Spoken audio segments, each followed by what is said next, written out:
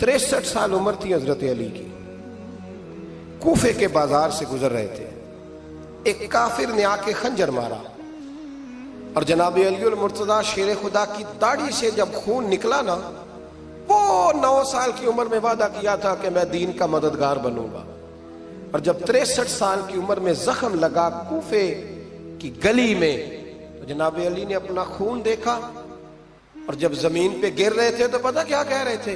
فزت برب الکعبہ، لوگو رب کعبہ کی قسم میں کامیاب ہو گیا، میں نے آج اپنا وعدہ نبھا دیا، لے سجنا اسا توڑ نبھائی، لے سجنا اسا توڑ نبھائی تے جان دتی راہ تیرے، ختم ہو گئی بات، لے او سجنا اسا توڑ نبھائی، عشق لگا سی کھیڈاں کھیڑ دی لو، تے پھر مینوں کھیڈاں بھول گئیاں، میں کجل پایا سی یار دے ویکھنے، پھر وہ دی یاد وچ روندیاں ہی ڈول گئیاں، تے حیدر شاہ اس گلی کدے بھی نہ رول دی، پر ہن تے رول دی رول گئیاں، تے بلے شاہ دی ہو جانے، سانو اپنی توڑ نبھا لیندے۔ عزیزو یاد رکھو، اللہ رسول سے رشتہ نا ہر لمحہ نبھاؤ۔ میں نے جمعے والے دن بھی کہا تھا کہ مجھے سمجھ نہیں آتی کہ شب برات کو لوگ رو رو کے دعا مانگتے ہیں، میں نے معراج شریف کی رات زیادہ دعا نہیں منگائی، میں کہتا ہوں کہ اتنا مسلمان ساری رات رو رو کے دعا مانگتا ہے تو سویرے کرپشن تو پھر بھی نہیں ختم ہوتی۔ توبہ کا ترجمہ یہ ہے کہ پچھلے گناہوں پہ شرمندہ ہوں تو آئندہ نہ کرنے کا وعدہ کرتا ہوں، یہ توبہ ہے۔ یہ بولیے آپ دیکھیں نا، ہر مسجد میں رش ہے، اللہ کا فضل ہے، ہم تو ویسے چھوٹے لوگ ہیں لیکن الحمدللہ تعالی یہاں بھی کوئی جگہ نہیں بیٹھنے اٹھنے کی، لیکن کیا یہ رسم ہے کہ استغفر اللہ رو رو کے دعا مانگی اور سویرے اسی طرح جھوٹ بولنے کا ارادہ چھوڑا ہی نہیں، فریب چھوڑا ہی نہیں؟ یہ کوئی رسم ہے؟ یہ کوئی ایکٹنگ کرنے آئے ہیں مسجد میں؟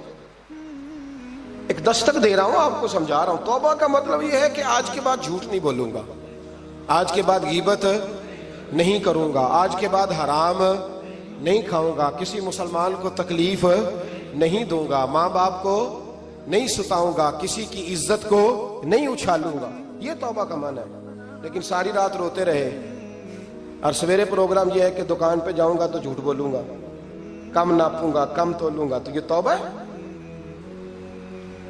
دیکھیں نا، مجھے پتہ چل جائے کہ ایک بندہ میرے سامنے آ کے کھڑا ہوا ہے پر وہ جھوٹا ہے، وہ میری تعریفیں کر رہا ہے پر جھوٹا ہے، مجھے غصہ آئے گا کہ نہیں آئے گا؟ لیکن اللہ رسول کی بارگاہ میں ساری رات رو رو کے ہائے ہائے کرنا، سویرے پھر وہی پروگرام۔ میرے رسول کریم نبی رحمت علیہ السلام، مکے کا زمانہ اسلام پر غربت تھی، کمزوری تھی۔ قبیلہ زبید کا ایک شخص مکے آیا، زبیدی، ایک مکے میں منڈی لگتی تھی، اس کا نام تھا حضورہ۔ یہ جو حضورہ منڈی تھی، اس منڈی پر ابو جہل کا قبضہ تھا۔ آج کل تو نہیں قبضہ ہوتا منڈیوں پر کسی کا، حضورہ نامی منڈی پہ نا ابو جہل کا قبضہ تھا۔ اونٹ بڑے خوبصورت تھے، شاندار تھے۔ اس نے کہا میں نے بولی دینی، ابو جہل نے اعلان کیا خبردار کوئی بولی نہ دے۔ بڑی دور تھا قبیلہ زبید، وہ آدمی واپس لے جا نہیں سکتا تھا، مجبور ہو گیا۔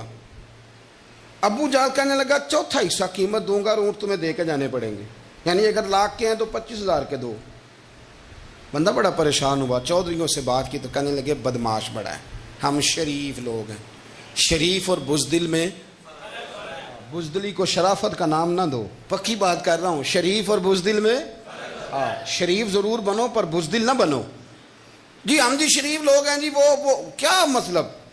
کوئی پاس نہ آیا، وہ بیچارہ نہ کونے میں بیٹھ کے رونے لگ گیا، کہنے لگا میں کدھر جاؤں یارو، میں واپس بھی نہیں لے جا سکتا، اور 1/4 حصے میں دے کیسے جاؤں، اتنا نقصان۔ وہ رو رہا تھا تو کہیں حضرت زید بن ارقم نے سن لیا۔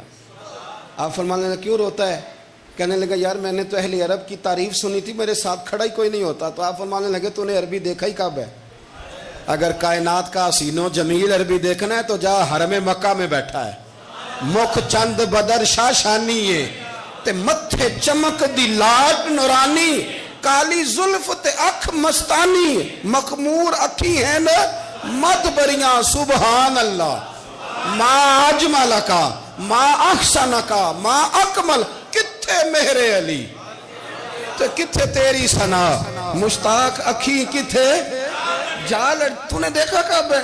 اگر عربی دیکھنا ہے نا تو وہ بیٹھا ہے جا کے حرم میں ٹیک لگائے مظلوموں کے والی غریبوں کے ماوا رسول رحمت ایک سادی سی چادر اوڑے حضور بیٹھے تھے وہ زبیدی کہتا میں آیا نبی کریم کو بات سنائی حضور فرمانے لگے این الجمل کا او کدھر ہے تیرے اونٹ عرض کی حضور وہ وہاں ہیں فرمایا چل نا حضور کوئی بولی نہیں لگا رہا کوئی خرید نہیں رہا ابو جہل گھنٹا پڑا اس کے ڈر سے سہم گئے حضور فرمانے لگے چل نا میں بولی لگاتا ہوں اور دیکھو نرخ بازار محبت کا انوکھا ہو گیا خود خریداروں شامل آ کے مولا ہو گیا نبی کریم نے حضرت سعد بن ابی وقاص کو بلایا حضرت عمر کو حضرت ابو بکر کو مدد کے لیے نہیں حضور فرمانے لگے میری جیب میں پیسے تھوڑے ہیں ظاہری طور پہ تھوڑے ہیں ورنہ تو کائنات کے خزانوں کی کنجیاں حضور کے پاس تھوڑے تھوڑے پیسے دو بھی بولی دینی ہے سب سے پیسے لیے میں چلو بولی لگانے چلے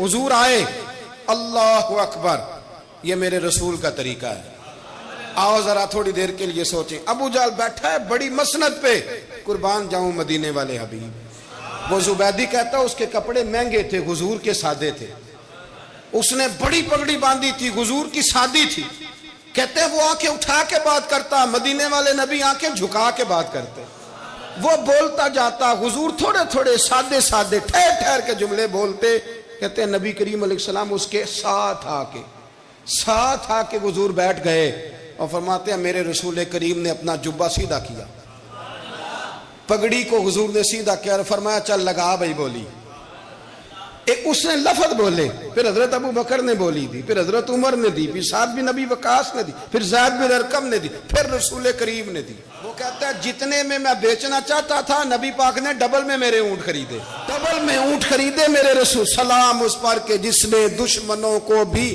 قبائیں دی سلام اس پر کہ جس نے گالیاں سن کر دعائیں دی اور میرے اعلیٰ حضرت کہنے لگے جاؤ جا کے اعلان کر دو غم زدوں کو رضا مجدہ دیجئے کہ ہے بے کسوں کا سہارا ہمارا بے کسوں کا سہارا جاؤ غم زدوں کو رضا مجدہ دیجئے کہ ہے بے کسوں کا سہارا رسول کریم صلی اللہ علیہ وسلم نے نا خریدا مال اور حضور سید عالم وہاں سے نکلے اور نکلتے وقت حضور فرمانے لگے ابو جہل تیری آج شکایت آئی ہے آج کے بعد نہ آئے مکہ سارا اس کے ساتھ ہے حضور کی مخالفت ہو رہی ہے 40 لوگ ہیں صرف کلمہ پڑھتے اور دین کا کام دار ارقم میں قید ہو کے کرنا پڑتا ہے لیکن جب ظالم کے خلاف نکلے ہیں تو پھر دار ارقم میں بند ہو کے نہیں پھر میدان میں نکلے اور فرمایا آج کے بعد تیری شکایت نہ آئے کہنے لگا جی بالکل نہیں آئے گی میں آپ کو موقع نہیں دوں گا حضور چلے گئے تو پیچھے سارے کافر اس کے گرد اکٹھے ہو گئے کہنے لگے ہم پہ تو بڑا روب ڈالتا ہے اب تجھے کیا ہوا پانی پانی ہو گیا تو کیا کون سا سانپ سونگ گیا بولا ہی نہیں کہنے لگا مجھے لات و منات کی قسم جب مصطفیٰ کریم میرے پاس آئے تو ان کے ساتھ ایسی ایسی طاقتیں تھیں نیزے تھے برچیاں تھیں بھالے تھے مجھے لگتا تھا میں نے سی کی تو میرے ٹکڑے ٹکڑے کر دے کہنے لگے جب پاگل ہو گیا ان کے پاس تو چھڑی بھی کوئی نہیں تھی وہ تو خالی ہاتھ ہیں بکواس کرتا ہے کچھ بھی نہیں تھا کہنے لگا مانو نہ مانو ان کے پاس بڑا کچھ تھا اور اگلی بات جو اس نے کی وہ تاریخ میں محفوظ ہے وہ تاریخ میں محفوظ ہے وہ تاریخ میں محفوظ ہے وہ تاریخ کا حصہ ہے ابو جہل کہنے لگا اٹھتے ہی کہ مجھے لگتا ہے جب تک محمد ابن عبداللہ موجود ہیں یہ ہمیں ظلم نہیں کرنے دیں گے یہ ہمیں کوئی زیادتی کرنے تاریخ میں محفوظ ہے جملہ ابو جہل کا کہنے لگا جب تک یہ موجود ہے ہمیں کوئی زیادتی کرنے حضرت فرمایا کرتے تھے زندہ نبی کے ماننے والوں زندہ بن کے زندگی گزارو زندگی زندہ دلی کا نام ہے مردہ دل کیا خاک جیا کرتے جو قومیں سر اٹھا کے جیتی ہیں وہ زندہ ہوتی ہیں اس لیے اپنی زندگی میں حق کے خود اختیاری پیدا کریں جینا سیکھیں لڑنا سیکھیں میدان میں رہنا سیکھیں سہم کے وقت نہیں گزرے گا ظلم سہنے سے بھی ظالم کی مدد ہوتی ہے لہذا حق لینا سیکھیں حق پر کھڑے ہونا سیکھیں اپنے مزاج میں یہ باتیں پیدا کریں مجھے خاتون نے پوچھا میرا بھائی کہتا ہے حصہ لے لے پھر میرے مرے کا منہ نہ دیکھنا میں کہ پتر تو حصہ لائے نہ منہ ویکھی ہوتا کوئی ضرورت نہیں منہ ایسے ظالم کا منہ ویسے بھی نہیں دیکھنا چاہیے جو بہنوں کا حصہ کھا جائے میں نے کہا تو منہ دیکھنے کی کوئی ضرورت یہ کوئی بلیک میلنگ ہے؟ ابا کہتا ہے حصہ لے لو منہ نہ دیکھنا. میں کہا بالکل نہ ویکھی تو، بلکہ آنکھ میں ویکھنا بھی نہیں چاہتی تو. ادھر رکھ، اللہ رسول نے مقرر کیا میرا حصہ. کیا فلسفہ ہے ہمارا؟ جو بات غلط ہے اس پہ لوگوں کو بلیک میل کرتے ہو. جائز بات پہ ڈٹنا سیکھو. آپ جب ڈٹ جاتے ہیں نا تو پھر اللہ مدد کرتا ہے. پھر اللہ تتنزل علیہم الملائکہ، پھر اللہ فرشتے بھی نازل کرتا ہے. حضور نے فرمایا جو جان کی حفاظت کرتے مر گیا وہ بھی شہید، جو مال کی حفاظت کرتے مر گیا وہ بھی شہید، جو دین کی حفاظت کرتے مر گیا وہ بھی، جو خاندان کی، اپنے گھر کی، اپنے بچوں کی حفاظت کرتے مر گیا وہ بھی. تو اتنا بڑا درجہ حضور نے بیان کر دیا ہے. تو کبھی بھی زندگی میں ظالم کے سامنے سرنگو نہ ہونا، کچے پلپلے ہونے کا کبھی بھی اظہار نہ کرنا، کھڑے رہنا. جو کھڑا رہتا ہے رب اس کے ساتھ رہتا ہے. اللہ سمجھنے کی توفیق عطا فرمائے. اسحاق نے بھی لکھا ہے، ابن حشام نے بھی لکھا، البدایہ والنہایہ میں بھی ہے. کچھ تو لوگ ایک ایک دو دو کر کے مسلمان ہوئے نا، کچھ قبیلوں کے قبیلے مسلمان ہوئے. بنو عراش ایک قبیلہ تھا، اس کا ایک شخص مسلمان ہوا، پھر سارا قبیلہ مسلمان ہوا. وہ کہتا ہے میں نا مکہ مکرمہ آیا. یہ وہ دور تھا جب نبی پاک علیہ السلام نے ابھی اعلان نبوت فرمایا تھا، اور وہ اسلام پر غربتوں کے دن تھے. سارا مکہ جب جتھا ہو جاتا ہے پھر تو بندے کی بڑی بات ہوتی ہے نا، اور جب ایک ایک دو دو سنگی ہو تو پھر مشکل ہوتا ہے. غربتوں کے دن تھے. کہتے ہیں میں مکے آیا، میں چھوٹا سا کاروباری تھا، بیوپاری تھا، تاجر تھا. میں گاؤں سے جانور خریدا کرتا تھا، شہروں میں بیچا کرتا تھا. کہتے ہیں میں نے نا 2 اونٹ یا 2 گھوڑے، مختلف کتب میں مختلف لفظ ملتے ہیں. کہتے ہیں وہ 2 اونٹ میں گاؤں سے لایا، مکے میں نے بیچنے تھے. جب میں مکے پہنچا تو پہلی ملاقات ہی ابو جال سے ہو گئی. مجھے کہنے لگا یہاں ایک شخص نے دعویٰ کیا نبوت کا، اس کے قریب نہیں جانا. کہتے ہیں میں نے کہا یار مجھے تو پتہ بھی نہیں تھا، یہ تو تعارف تم نے کرایا ہے. تو کہنے لگے ان کے قریب نہیں جانا. کہتے ہیں میں بڑا کم دائیں بائیں تو آتا تھا، مکے میرا کم آنا جانا رہتا تھا، قریب نہیں جانا. میں نے کہا چلو نہیں جاتے. کہتے ہیں اسے اونٹ پسند آ گئے، اس نے خرید لیے. میں نے کہا پیسے؟ تو کہنے لگا کل دے دوں گا. اگلے دن میں اس کے گھر لینے گیا تو کہنے لگا کل دوں گا. ہوٹل بھی نہیں ہوتے تھے، پردیسی بیچارے، بڑے ان کے لیے مشکلات ہوتی تھی کسی دوسرے شہر میں رہنا. کہتے ہیں میری کل جمع پونجی بھی وہی تھی جو میں نے لگا دی. تیسرے دن میں گیا تو میں نے کہا یار میرے پیسے دے، میں غریب آدمی ہوں اور میرے تو بچے انتظار کر رہے ہیں اور میں سڑک پہ سو کے وقت گزارتا ہوں، میرے پیسے دے میں جاؤں. کہتے ہیں میں نے دبا کے بات کی تو ابو جہل کہنے لگا جا دوڑ جا، جہاں سے ملتے ہیں لے لے. کہتے ہیں پردیس تھا، انشاءاللہ پردیسی کوئی بھی نہ تھی. ککھ جنا تو پارے. کہتے ہیں کہ میں پریشان ہو گیا. کہتا جا دوڑ جا. میں کانپنے لگا. میں نے لوگوں سے پوچھا چودھری کہاں بیٹھتے ہیں، سردار کہاں؟ انہوں نے کہا حرم مکہ میں جو ٹولیاں بنا کے بیٹھے ہیں وہ ہمارے سردار ہی ہیں. کہتے ہیں میں وہاں پہنچا، اتبا، اتیبہ، شیبہ، اخنس بن شریح، ابو سفیان سب بیٹھے تھے. میں قریب گیا. میں نے کہا مکے کے سردارو، میں تمہارے شہر میں لٹ گیا، میرے لیے مشکل بن گئی. کہا کیا ہوا؟ کہنے لگے ایک آدمی نے مجھ سے 2 اونٹ خرید لیے، وہ میری کل کمائی تھی، پہلے تو آج کل کرتا رہا، اب کہتا ہے جا دوڑ جا، کچھ نہیں ہے، میری مدد کرو. کہتے ہیں اتبا بولا. کہنے لگا کس کی طاقت ہے ہمارے ہوتے ہوئے تیرے پیسے دبا جائے؟ کہتے ہیں جب اس نے یہ کہا تو میرے اندر امید کی کرن چمکی کہ میرے مل جائیں گے. کہتے کون ہے بتا؟ میں نے کہا کہ ابو جہل. کہتے اس نے ساتھ ہی نا گردن جھکا لی. کہنے لگا اوہو وہ تو بہت بڑا گنڈا ہے، تو کہاں الجھ گیا؟ وہ تو پیسے نہیں ملتے. کہتے ہیں اب تو میرے پاؤں تلے زمین نکل گئی. یہ تاجر نا جب ڈوبتا ہے تو خودکشی کرتا ہے معاذ، اس لیے کہ جب کسی انسان کی کل پونجی، ایک تاجر کے ساتھ بہت سارے لوگ وابستہ ہوتے ہیں. یہ دولت کی محبت نہ سمجھیں، اس کو بہت بڑا الجھاؤ ہوتا ہے. اور ہمارے ہاں جب لوگ عروج پہ ہوتے ہیں تو سجن بھی بڑے ہوتے ہیں، اور جب انسان ڈوبنے لگتا ہے تو اس کا ہاتھ بھی کوئی نہیں تھامتا. ساری عمر یہ آٹا گد ہے، لکھاں کیتے نہیں پیڑے، وقت آیا ہی تے محمد بخشا کوئی نہیں ہو بیٹھا لیڑے. آپ کو پتہ ہے کوئی قریب بھی نہیں آتا غربت کے دنوں میں. کہتے ہیں میں کانپنے لگا، اب میں کیا کروں گا؟ میری بیٹیاں میرے بچے تو روئیں گے. ادھر دیکھنا میری طرف. کہتے ہیں سامنے نا بیت اللہ شریف کے ساتھ ٹیک لگا کے آمنہ کے لال بیٹھے تھے، سادہ سا لباس، سادہ سا. حضور نہ کوئی تسبیح پڑھ رہے تھے. اتبا نے معاذ اللہ ثم معاذ اللہ نقل کفر نہ باشد پھبتی کسی مذاق کیا. کہنے لگا وہ جو بیٹھے نا وہ تیرا مسئلہ حل کر سکتے ہیں. وہ کہتے اس نے یہ کہا اور باقی ہنسنے لگے. مجھے سمجھ نہ آئی کہ بھیجتے بھی ہیں اور ہنستے بھی ہیں. انہوں نے تو معاذاللہ مذاق کیا نا کہ آج کل تو بڑا سارا مکہ مخالف ہے, تو وہ کیسے جائیں گے, اور ابو جہل سب سے بڑا مخالف ہے. کہتے ہیں میں نا آہستہ آہستہ قریب گیا حضور کے. غریب آدمی ڈرتا ہے نا بیچارہ, وزیروں سے بھی پیروں سے بھی کامتا رہتا ہے. کہتے ہیں میں آہستہ آہستہ قریب گیا اور پیچھے جا کے بیٹھ گیا. میرا دل تھا کہ وہ فارغ ہو کے میری طرف دیکھیں گے, تب میں ڈر رہا تھا, سہم رہا تھا. لیکن کہتے ہیں میں قربان جاؤں, ابھی میں پورا بیٹھا بھی نہیں تھا کہ مدینے کے چاند نے میری طرف رخ پھیر لیا. حضور نے رخ پھیرا اور کہتے ہیں دو جملے نبی پاک نے کہے تو مجھے یوں لگا جیسے پردیس میں مجھے میری ماں مل گئی ہو. کہتے ہیں دو جملے, میں کھل کے رویا. دو جملے صرف. پہلا جملہ محبوب نے فرمایا پردیسی لگتے ہو, اور دوسرا فرمایا پریشان لگتے ہو. ایک باری میریاں اکھیاں چوں اونا نے اتھرو پونجے سن, ہن تے چسکا پہ گیا رونے دا, ہن تے چسکا پہ گیا رونے دا, تے ہر ویلے آہو زاری دا. کہتے ہیں نبی کریم علیہ السلام نے جب پوچھا تو میں رویا. میں نے کہا محبوبہ میں آپ کو جانتا تو نہیں, پر پردیس میں لٹ گیا ہوں. کہتے ہیں میں رونے لگا تو حضور نے فرمایا چپ کر, رونے کی بات نہیں. میرے کاندھے پہ تھپکی دی, فرمایا پریشان نہ ہو. پہلا ہی جملہ, پوچھا بھی نہیں کام کیا ہے, یہ بھی نہیں بتایا مسئلہ کیا ہے. محبوب فرمانے لگے چپ کر, آنسو پوچھ لے, جیسے تو کہے گا نا ویسے ہی ہو جائے گا.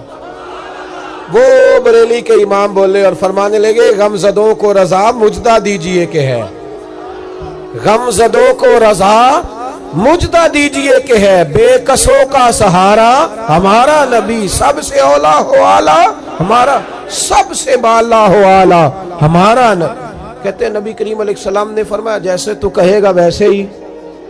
کہتے ہیں پھر حضور نا میرا بازو پکڑا اور گھر لائے. تعلق نہیں پوچھا, رشتہ نہیں پوچھا, کام نہیں پوچھا. پھر حضور نے مجھے چٹائی پہ بٹھایا. میں کئی دنوں کا بھوکا تھا. دلوں کے حال جاننے والے رسول نے مجھے سرکہ دیا, کھانا دیا, شہد دیا, دودھ پلایا. جب میں سیر ہو گیا نا اور کچھ مجھے تسلی ہوئی تو فرمانے لگے بتا تیرا مسئلہ کیا ہے. میں نے کہا یا رسول اللہ صلی اللہ علیہ وسلم 2 اونٹ بیچے تھے. حضور کو جانتے نہیں ابھی تک. 2 اونٹ بیچے تھے, خرید لی ابو جہل نے. پہلے تو آج کل کرتا رہا, اب کہتا ہے دوڑ جا, کوئی نہیں. حضور پردیس میں لٹ گیا ہوں, سرداروں کے پاس گیا ہوں تو وہ کہتے ہیں وہ تو سب سے بڑا گنڈا ہے, وہ تو نہیں دے گا. کہتے ہیں میں نے بڑی باتیں سنائی تو محبوب نے ہلکا سا جملہ, کخ سواد نہیں مشری اندر, اساں کھنڈا می چکھ ڈٹھیاں, اینا ساریاں شیواں نالوں گلاں سجن دیاں مٹھیاں. جنہوں نے کرنا کچھ نہیں نہ ہوتا ان کے دعوے لمبے چوڑے ہوتے ہیں, اور جنہوں نے کچھ کرنا ہوتا ہے نا وہ تو مختصر بات کرتے ہیں. حضور فرمانے لگے کوئی پریشانی والی بات نہیں, دینے کیوں نہیں پیسے, دے گا کہ بس ہلکی سی بات. حضور فرمانے لگے چل میں تیرے ساتھ چلتا ہوں. یہ کونسلر صاحب کبھی رکا بھی لکھ دیں تو ان کی مہربانی, اور ٹیلی فون کر دیں تو پھر تو وہ کہتے ہیں 3 سال کا احسان تیرے اوپر چڑھ گیا ہے, تو میں نے پورا ہی فون کر دیا تیرے نام کا. حالانکہ جب ووٹ لینے آئے تھے تو کہتے تھے میں قوم کا خادم ہوں, اور پھر یہ قوم کا غریب آدمی دروازے پہ جا کے بیٹھتا ہے تو پتہ چلتا ہے چودھری صاحب ٹوتھ پیسٹ کر رہے ہیں. پھر پتہ چلتا ہے بریڈ ٹھنڈا ہو گیا تھا تو گرم ہونے گیا. پھر پتہ چلتا ہے کہ گاڑی باہر آ کے پوچھتے ہیں گڈی کرائی یا. شرم کرو, شرم کرو. وارث شاہ مان کری نہ وارثانہ, رب بے وارثہ کر کے مار دیں. اگر اللہ نے تمہیں اعزاز دیا تو غریبوں کو رول کے مارو گے, شرم نہیں آتی؟ کل تک کہتے تھے قوم کے خادم ہیں, آج اسی قوم کا یہ حال کرتے ہو. تمہیں حساب دینا پڑے گا صبح قیامت, اللہ تم سے پوچھے گا. حضور نے فرمایا جس کے ذمے اللہ نے کچھ لوگوں کی ڈیوٹی لگائی, رعایا بنایا, اسے اپنی رعایا کے بارے میں جواب دینا پڑے. کہتے ہیں نبی کریم علیہ السلام نے فرمایا چل میں تیرے ساتھ چلتا ہوں, قربان جاؤں. کہتے ہیں نبی کریم نے نظریں جھکائی ہیں, سادہ سا امامہ, سادہ سا لباس, اور سارے رستے میں باتیں کرتا رہا, پر حضور نہ ہلکا ہلکا میری طرف دیکھتے پر بولتے کچھ نہیں. کہتے میں رستے میں سوچنے لگا کہ وہ تو بڑا گنڈا ہے اور محبوب تو بولتے بھی دھیما دھیما ہے, اس کے ساتھ بات کیسے کریں گے. میں جب آپ اس ذوق سے اللہ رسول کی بات لیں گے نا اس طرح, یعنی بندے کا پیالہ سیدھا ہی نہ ہو اور وہ خیرات مانگنے آ جائے, اس کا چہرہ اس طرف اور وہ کہے جناب اگر مہربانی ہو تو دے دے, نہیں تو میں جا رہا ہوں, تو دیتا ہے کوئی؟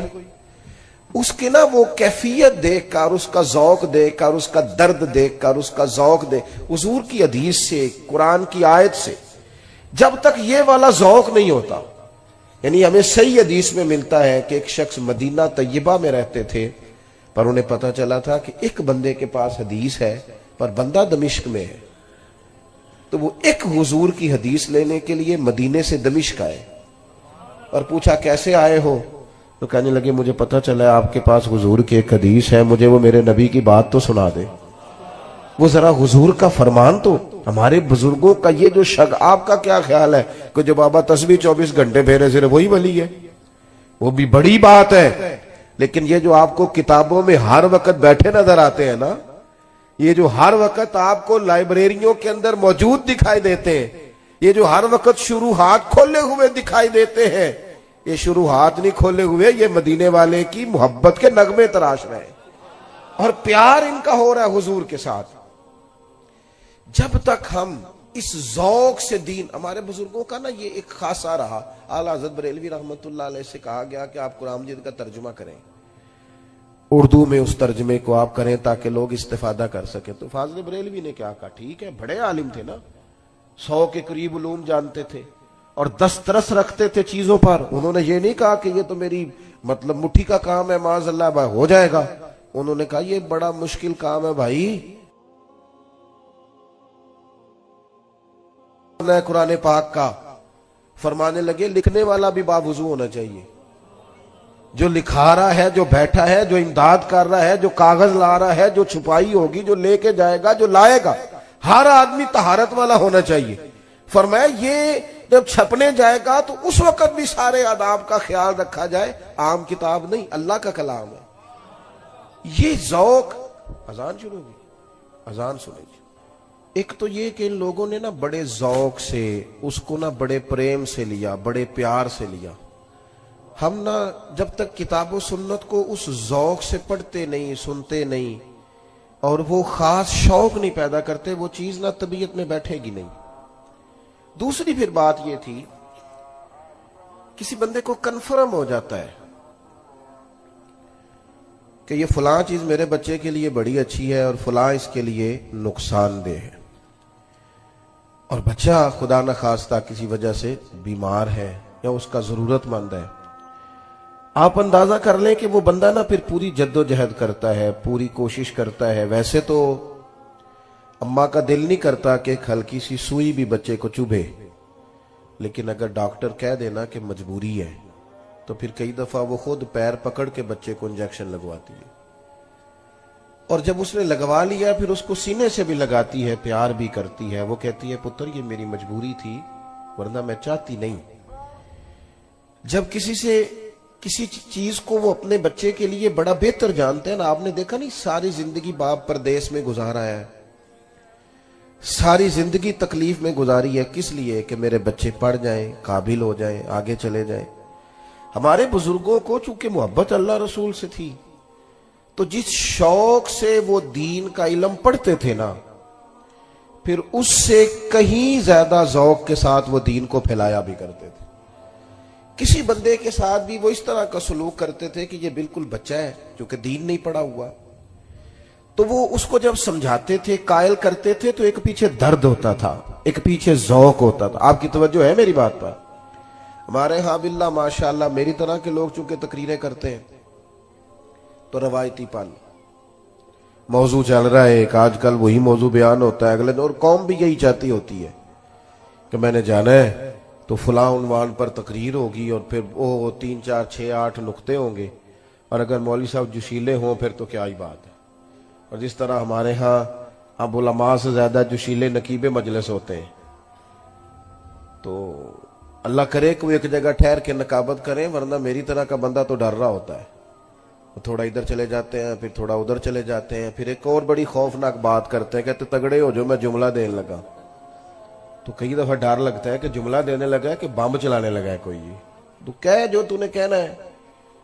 آیات پڑھی علماء نے، احادیث پڑھی، کوئی اتنی زیادہ تو نہیں پریشانی کا انہوں نے اظہار کیا جتنی آپ پریشانی کا اظہار کر رہے ہیں۔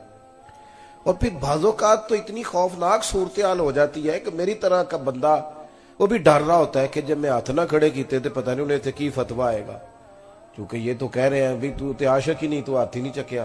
کیا مطلب، کس طرف چلے گئے؟ وہ کدھر گئی حدیث جس میں صحابہ فرماتے ہیں سروں پہ پرندے بیٹھے ہوتے تھے، ہلیں گے تو وہ اڑ جائیں گے، تو تے ہاتھ چکیے تو پرندہ رہندا ہے گیا. چلیں جو اٹھائے اچھی بات ہے، اس سے انکار نہیں، ضرور اٹھائے، خیر کی بات. لیکن جو نہیں اٹھا رہا اس پر جبر کس بات کا، اس پر فتویٰ کس بات کا، آزمائش کس بات کی؟ اس لیے نقیب محفل سے بالخصوص میں عرض کرنا چاہوں گا کہ کچھ چیزیں ایسی ہیں جن کا اعتدال میں ہونا بڑا ضروری ہے، بڑا ضروری ہے، ان کو اعتدال میں رکھا جائے.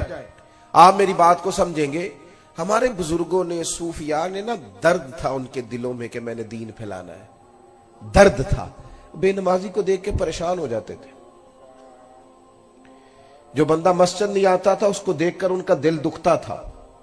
کسی کو قرآن پاک نہیں آتا تو پریشان تھے. حضرت باجزید بستامی رحمت اللہ علیہ دیکھتے کسی نوجوان کو کہ وہ دین سے دور ہے یا کسی گناہ میں ہے یا معاذ اللہ مسلمان نہیں ہے تو رو پڑتے، کہتے مالک تو نے کتنا خوبصورت بنایا ہے، اس سے وہ والے کام کرا جو اسے جنت میں لے جائے. ایسا نہ ہو کہ یہ جہنم کا ایندھن بن جائے. وہ درد تھا، اس درد سے انہوں نے دین پھیلایا، اس درد سے انہوں نے. کوئی نہیں چپتی تھی کتابیں اتنی تیزی سے اعلیٰ حضرت کے زمانے میں، لیکن وہ درد تھا جو انہیں بیٹھنے نہیں دیتا تھا. صبح لکھتے، شام لکھتے، مشقت کرتے. ایک آدمی سینکڑوں آدمیوں کا کام تنے تنہا کرتا. ڈیوٹیاں کی ان لوگوں نے. آپ کبھی آج ان کی کتابیں لوگوں سے پوری پڑھی نہیں جا رہی. بتاؤ کس طرح لکھی؟ اور وہ کتاب اس طرح نہیں ہے کہ دو چار چیزیں ادھر سے لی، دو چار ادھر سے لی، تو 5 کتابیں سامنے رکھی تو چھٹی بھی بن گئی ان میں سے. اس طرح نہیں ہے. وہ تو کام اس طرح ہے کہ ایک ایک جملے پر کئی کئی کتب کے حوالہ جات ہیں. وہ اندر نہ، وہ کسی درویش نے کہا تھا پانی لوڑ نہیں ہڑا نو راہ برا دی. جب ہڑ آتا ہے نا، ہڑ جذبے کا، تو پھر وہ اپنا رستہ بنا لیتا ہے. میرے عزیز آپ یاد رکھیں گے ہمارے بزرگوں کی طبیعتوں میں صبح اٹھنا، سارا دن ڈیوٹی کرنا، سارا دن خدمت کرنا، جد و جہد کرنا، اور دل میں درد کا ہونا، ذوق ہونا کہ لوگ دین والے ہو رہے. او ماشاءاللہ ماشاءاللہ. جانشین حضرت شیخ الحدیث صاحبزادہ حامد رضا صاحب بھی تشریف لے آئے. تو میں یہ عرض کر رہا